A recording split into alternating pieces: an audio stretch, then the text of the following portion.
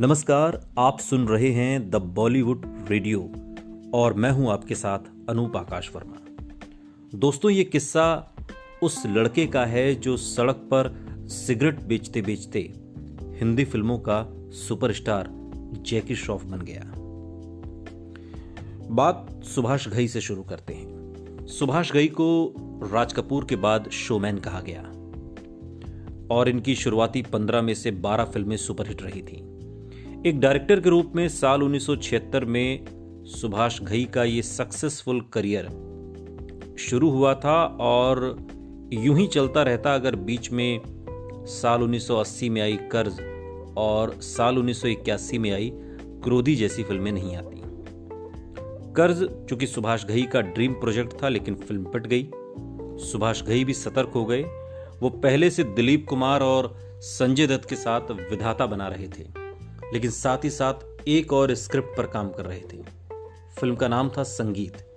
इसे वो पहले संजय दत्त के साथ बनाना चाहते थे, लेकिन संजय का ड्रग्स एडिक्शन वाला दौर चल रहा था। इसके बाद उन्होंने सुपरस्टार कमल हसन को कास्ट करने का सोचा, लेकिन अगर साउथ वाले स्टारडम को छोड़ भी दें तो नॉर्थ इंडिया में कमल के खाते में एक दूजे के लिए, जो कि साल 1981 में आई थी, जैसी ब्लॉकबस्टर फिल्म थी। ब्लॉकबस्टर देने के बाद कोई खाली तो नहीं ही रहता। कमल हसन भी व्यस्त थे।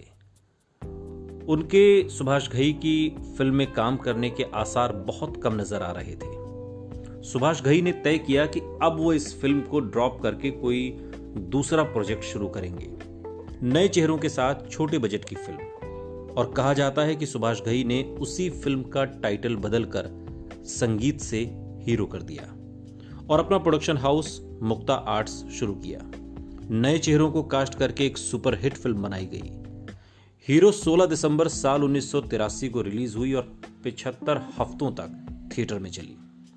इस फिल्म से सड़क पर सिगरेट बेचने वाला एक लड़का स्टार बन गया और फिल्में छोड़ने का मन बना चुकी लड़की फिल्म मेकर्स की पहली पसंद। नाम जैकी श्रॉफ और हीरोइन मीनाक्षी शेषाद्री।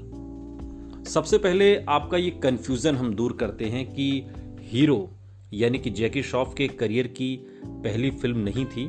वो 1982 में आई फिल्म स्वामी दादा में देवानंद के साथ काम कर चुके थे। वो फिल्म में 10 मिनट के लिए एक हिटमैन के रोल में दिखाई दिए थे।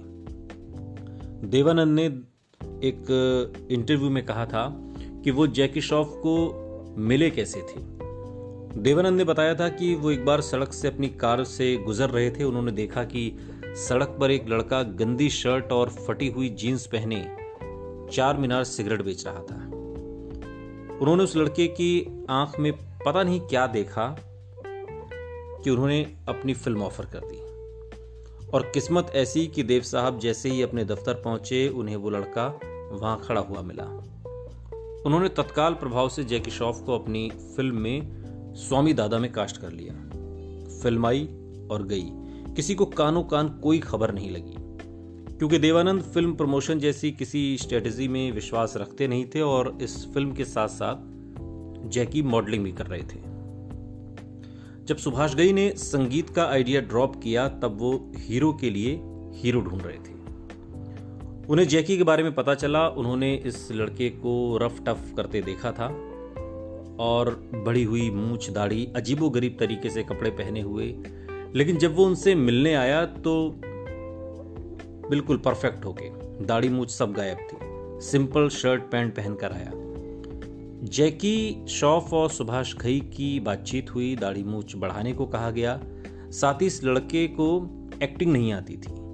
सुभाष घई ने छौने नॉन एक्टर पर खूब मेहनत की, कैमरा चलाकर बातचीत की, ऑडिशन के दौरे हुए और जैकी फिल्म में कास्ट कर दिए गए, मगर उन्हें एक्टिंग अब भी नहीं आती थी। देवानंद के फैन होने के साथ साथ जैकी उनकी फिल्म में काम करके आए थे, इसलिए देव साहब का प्रभाव उन पर था। वो चीज एक्टिंग में भी झलक रही थी। जैकी लाइन सही से न बोल पाने के चक्कर में फ्रस्ट्रेट हो गए। सुभाष घई उन्हें साइड में लेकर आए, समझाया कि इनसिक्योर होने की बिल्कुल जरूरत नहीं है, उनकी फिल्म के हीरो वही हैं, वो उन्हें किसी और से रिप्लेस नहीं करेंगे। सुभाष घई ने जैकी के सामने एक डिमांड रखी।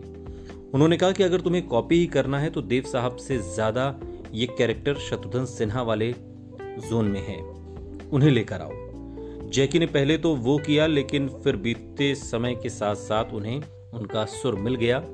हीरो की रिलीज के अगले 2 सालों में जैकी श्रॉफ 17 फिल्मों में काम कर रहे थे। सड़क पर सिगरेट बेचने वाला एक मामूली सा लड़का सुपरस्टार जैकी श्रॉफ बन गया।